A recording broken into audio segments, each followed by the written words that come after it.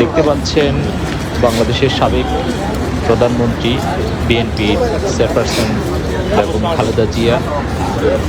তিনি 30 December ever care হসপিটালে সকালের দিকে ইন্তেকাল করেন।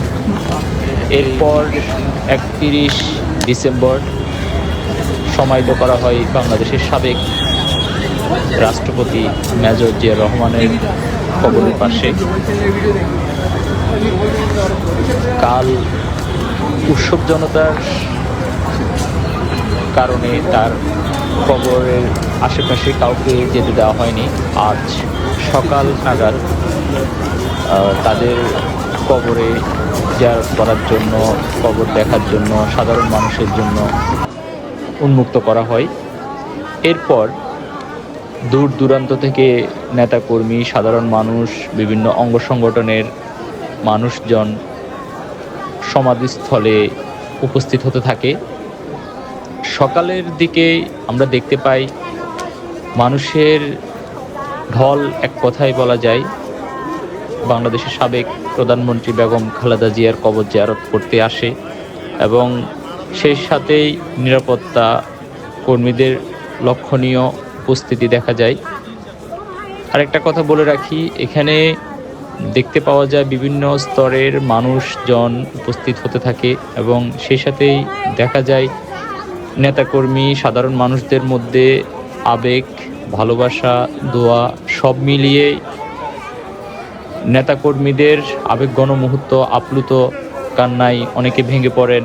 সেই সাথে আমরা দেখতে পাই খালেদা জিয়ার জন্য দোয়া করতে নেতাদের যেন কান্নার এক আপ্লুত পরিবেশ তৈরি হয়। সবাই আসছে, মানুষের ঢল, এক কথায় আমরা একটি বৃদ্ধা মহিলার কান্নাটিও দেখতে পাই। খালেদামার ভালো করিয়া দিও গো আল্লাহ, খালেদামার ফল যাবে সাহায্য আমি চাই গো আল্লাহ। রম মেরে আল্লাহ, দিন মেরে ইসলাম, ये सबसे রাসূল সাল্লাল্লাহু সাল্লাম নাই আল্লাহ বিজির মতো জানো সাই আল্লাহ উশো করিয়া দে গো আল্লাহ।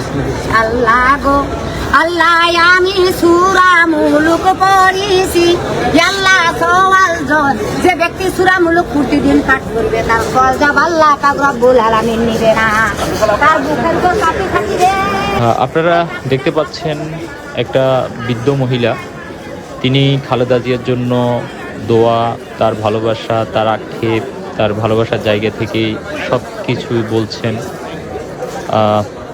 এটি হচ্ছে বাংলাদেশের নেত্রী, বাংলাদেশের দেশমাতা, তার আবেগের জায়গা থেকেই এই ভালোবাসা।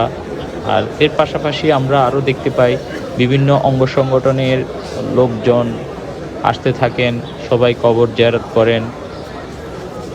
আর আপনারা দেখছেন বিকল্প কণ্ঠ থেকে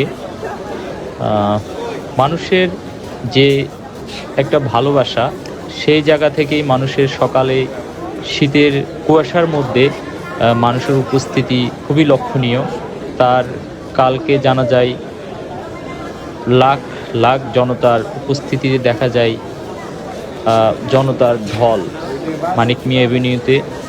আজকেও সেই পরিস্থিতি আমরা দেখতে পাচ্ছি। বিভিন্ন অঙ্গ সংগঠনের নেতাকর্মীরা আসছেন, কেউ কথা বলছেন, কেউ কান্নায় ভেঙে পড়ছেন, কেউ আবেগে আপ্লুত হয়ে তাদের নেত্রীর জন্য দোয়া, কবর জিয়ারত করা, সব মিলিয়েই ভালোবাসার জায়গা থেকে বেগম খালেদা জিয়াকে স্মরণ করা। আপনারা দেখছেন বিকল্প কণ্ঠ থেকে, দেখতে থাকুন।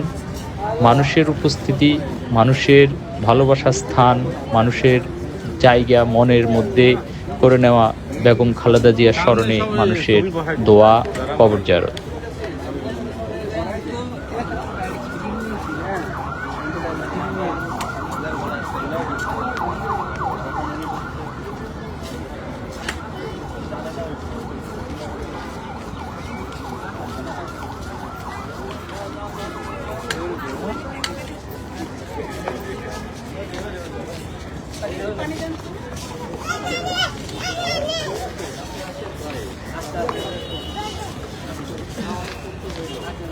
আমি যে কবে সঙ্গে যাচ্ছি কার্ডটা নিয়েছি